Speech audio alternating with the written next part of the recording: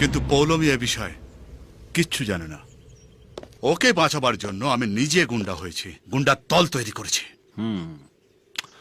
আপনার ফ্ল্যাশব্যাক থেকে যা বুঝলাম, আপনি আপনার বোনকে নিয়ে খুব টেনশনে আছেন, কখন তাকে শেয়ালে টেনে নিয়ে যায়। আপনি এক কাজ করুন না, আপনার বোনকে আমার সঙ্গে বিয়ে দিয়ে দিন, বাকি ব্যাপারটা আমি বুঝে নেব।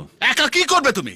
আমার বোনকে ডনির হাত থেকে বাঁচাবার জন্য কি আছে তোমার? কেন, আপনার বোন কি কার্গিল বর্ডার যে তাকে বাঁচানোর জন্য বোফোর্স কামান লাগবে? এই, অনেকক্ষণ থেকে তোমার ফালতু বকবক সহ্য করছি। মরতে না চাইলে আমার বোনকে আর এই শহরকে ছেড়ে চলে যাও। শহর ছাড়তে পারি স্যার, কিন্তু আপনার বোনকে ছাড়বো না। আরে কুচু, ওকে তো আমি বিয়ে করবই, সে যা হয় হবে। তোমার মাথা কি ঝুনো নারকেল? কিচ্ছু ঢুকছে না।